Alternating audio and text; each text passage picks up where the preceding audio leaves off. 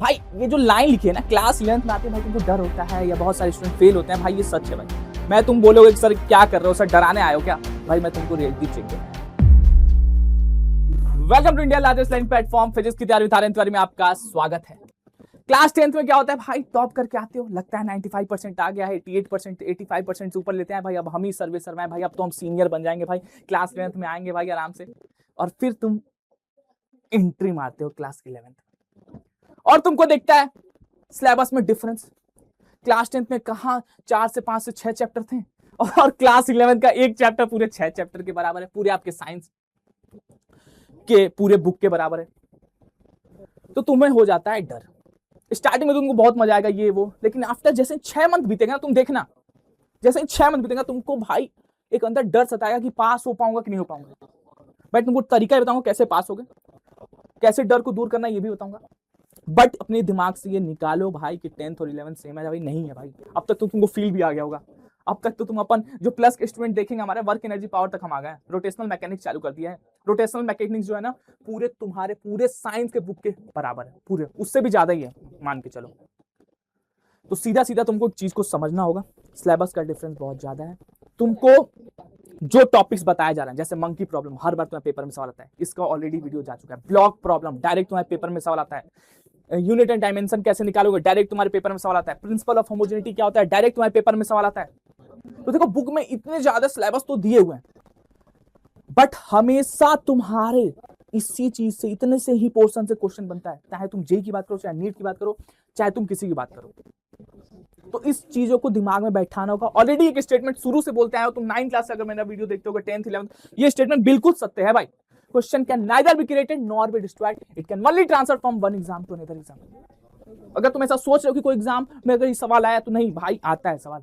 इसलिए तुम वीडियो जब देखते हो ना तो हर एक टॉपिक पे अलग अलग तरीके से क्वेश्चन सॉल्व कराए गए हैं, तो तुमको उन चीजों पर ध्यान देना होगा।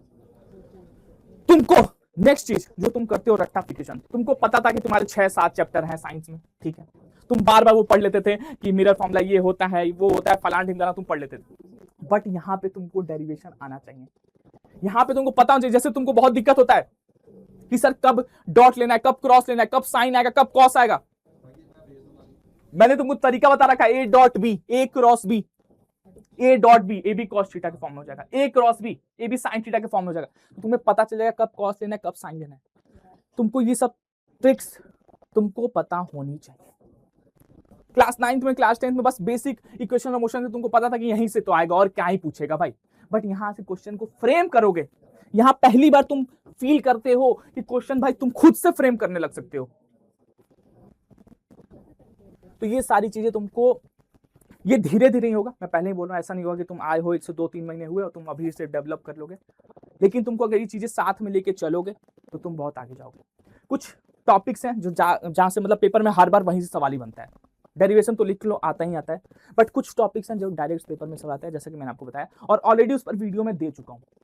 तो ये डर अपने अंदर से हटाइए, क्योंकि आपको पता है यार आपका हाफ ईयरली पेपर अब आने वाला है, हाफ ईयरली पेपर आने वाला है और मैं गारंटी दे रहा हूं हाफ ईयरली में भी बहुत सारे बच्चे फेल होते हैं भाई। मैं खुद बताता हूँ, मेरे दोस्त थे जो बहुत अच्छा लाए नंबर 10th में, 11th में आते ही पता चला भाई सर क्या हो रहा है, आर्यन भाई यार क्या हो रहा है, कुछ समझ नहीं आ रहा है। मेरे साथ भी हुआ था भाई, स्टार्टिंग 1-2 महीने कुछ हवा ही नहीं लग रहा था।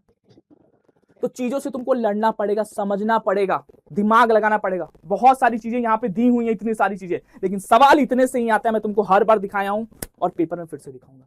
तो इस बात को अपने दिमाग में बैठा लो। 2-3 चीजें बस तुमको ध्यान देनी है। देखो जो टॉपिक्स बताया जा रहा है उसको बस नोट करते जाओ। जो मैं स्पेशल प्रॉब्लम कराता हूँ, स्पेशल प्रॉब्लम के नाम से जो सीरीज है उसको देखो। जो ब्लॉक प्रॉब्लम हो गया, ऐसी वर्मा के कुछ सवाल हो गए जो डायरेक्ट तुम्हारे पेपर में बनते जाते हैं, डायमेंशन पे सवाल बनता ही है। कुछ टिप्स और ट्रिक्स, जैसे मैं तुमको बोलता फोर्स की डायमेंशन याद कर लो। देखो फिजिक्स में अगर कोई कुछ बोल रहा है तुमको ना कि याद कर लो, तो पहली बात तो रट्टाफिकेशन नहीं होता, लेकिन कुछ चीजें तुम्हारे दिमाग में होनी चाहिए। जैसे तुमको याद होगा MLT-2 फोर्स का डायमेंशन, जैसे ही तुम याद किए थे बहुत सारे सवाल तुम उससे बना दिए थे, तो वहां पे तुम्हारा टाइम भी बचेगा। तो ये सारी टिप्स और ट्रिक्स तुमको पता होनी चाहिए। और ये कैसे पता चलेगा मैं बताऊं, तुमको वीडियो देखना पड़ेगा। कि ज्ञान वाली वीडियो से काम नहीं चलता है, तुमको इसलिए बना दिया क्योंकि मुझे डर लग रहा था। तुम जो पढ़ोगे ना तुमको दिखेगा सॉल्यूशन, अच्छा इतने आसान से हम लोग ये सॉल्व कर सकते थे क्वेश्चन, तो तुम कर पाओगे। तो अपने डर को हटाओ, और डर को सबसे बढ़िया तरीका होता है मालूम क्या, डर को दूर करने का, डर को सामने आके फेस करो।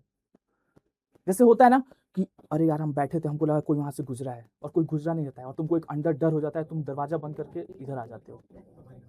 जिस टाइम तुमको डर लगे ना, उसी टाइम जाओ, उस टाइम डर को फेस करो, देखो कौन था। यहां से तुमको बस डर लगता है, इसको उठा करके बाहर फेंको। ठीक है, तो जरूर बताना वीडियो कैसी लगी है, आपको क्या प्रॉब्लम आ रहा है, सबसे ज्यादा किस टॉपिक में प्रॉब्लम आ रहा है, क्या चीजें समझ में नहीं आ रही है, तुम कमेंट करना। मैं तुमसे वादा करता हूं, मैं मेरी पूरी टीम आपके लिए वीडियो लेकर के आएगी। ठीक है, so thank you so much, मिलते हैं नेक्स्ट क्लास में, तब तक के लिए bye, take care and see you. Unacademy. Let's crack it.